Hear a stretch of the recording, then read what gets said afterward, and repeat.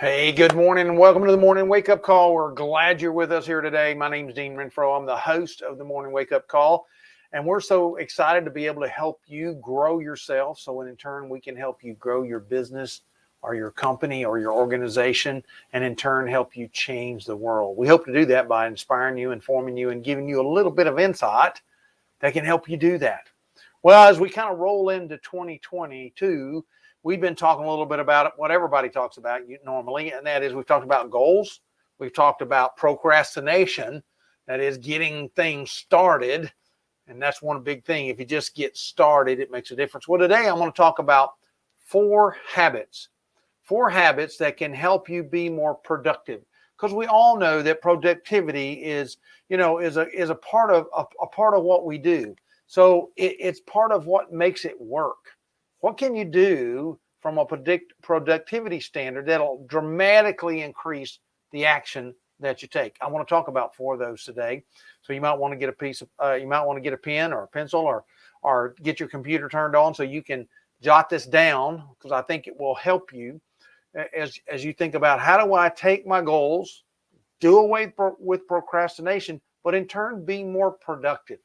Because there's one thing about productivity. When we have a sense of accomplishment, when we make something happen, when we reach a small step in the goal, because remember we talked about in the goals section is the fact that you're not going to do it all at once. You're going to take little steps. Little things are going to happen. But if you're not tracking that, if you're not looking at, oh, I did this today, I was productive toward my goal today, you might lose sight of your goal altogether because you're thinking in the position of getting things done too big. You also have to think small steps. So let's talk about being productive. I know there's a lot of tips about that being productive, but I think what productivity boils down to is having habits, because habits are what make goals happen. See, habits are the things that we do every day. And if we do these things every day, we will get to our goals. So let's get started with that. The first habit is plan your day the night before. Plan your day the night before. I am amazed by the number of people that I talk with that oftentimes when you talk to them about what are you going to do today, they don't know. They haven't planned it yet. Well, let me tell you this. If you don't plan your day, somebody else will plan it for you. Somebody will fill in the blank spots. You see, nature abhors a vacuum. So if you don't plan your day, something else is going to plan it for you. So plan it the night before. And what I mean by that is before you go to bed, whether it's 15 minutes or 30 minutes, you'll get better at it as you go. You know, what I do is I take a 3x5 card and I write down the goal for tomorrow. Remember, I talked about goals. Well, the first thing when you're in business is do the goal, take care of the money-making goals first, and everything else will fall in place. So you might say, tomorrow my goal is, and so I use color-coded cards for each day, 3x5 cards, and I write down the goal tomorrow is, and then I write down the 4 or 5 steps that it might take to get that done. And then I put them in order of priority. And then I write down other things that if that gets done, we can do this. And so I write those down so that when I get up in the morning, I'm not going to be thinking, okay, what do I need to do today? What do I need to do first? Let me think about it, because inevitably things are going to go sideways.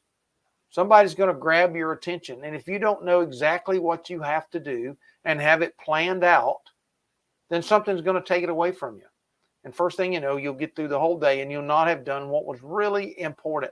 So plan your day the day before. I'll add a little note to that. Plan your week the week before. Plan your month the month before. You see, if you take that step, you're always knowing where you're going with your goals. Habit number 2. This might sound strange. Now, even if you work from home, leave your office, even if it's at home or in a coffee shop or at a place where you work, leave the office before lunch.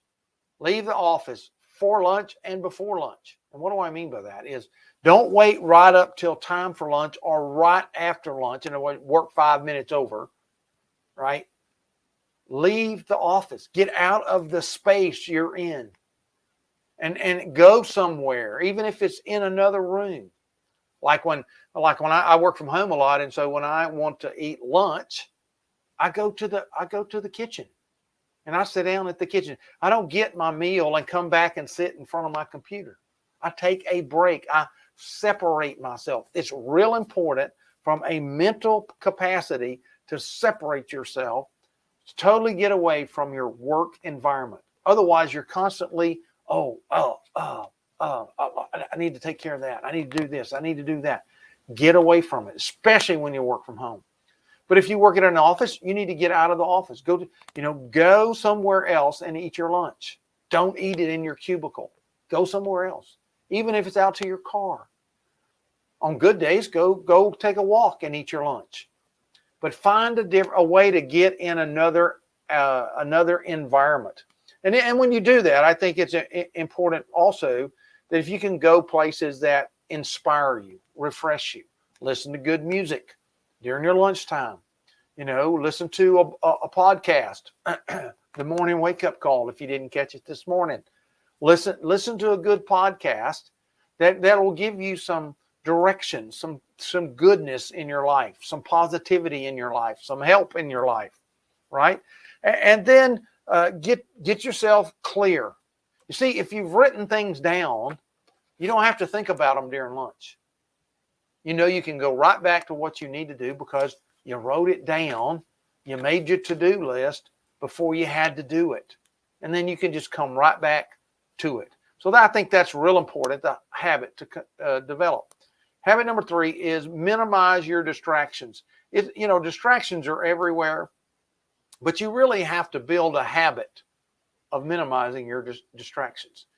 There are different extensions that you can put on your web browser that remind you, hey, you've been on Facebook for 5 minutes. You need to get off.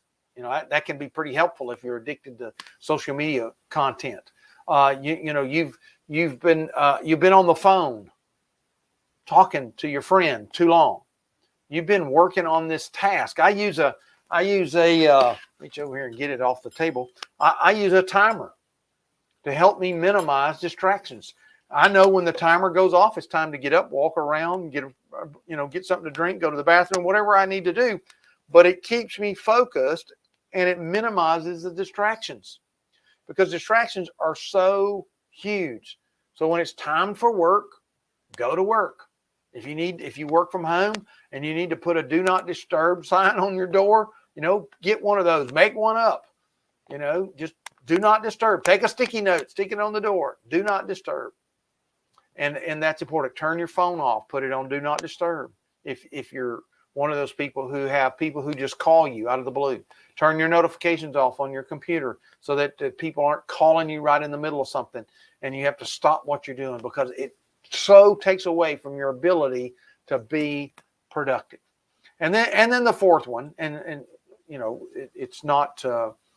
I think everybody knows this. We talk about this in the goal thing, and so it's not one of those things like do it kind of maybe if deal. It's you need to put your goals everywhere. They need to be on your phone. They need to be on your computer. They need to be stuck on your wall. They need to be in places where you are so that you see them constantly. That's why I write down the goal on the card for the day because it helps me know what needs to get done. And if you've mapped the week out, then each day may have a goal that's connected to a bigger goal. So if you've taken your month and said, this month I'm going to do this, that's part of my big, humongous, hairy, audacious goal that I'm going to try to accomplish this year. If I know those components and I move toward that each week, then I know at the end of the month, I'm going to accomplish what I set out to do. And I know that's going to help me get to my yearly goal. So when you take that direction and you're putting those goals up in front of you, you may have a vision map somewhere that you look at and go, okay, there's the big goal. I'm keeping that in mind.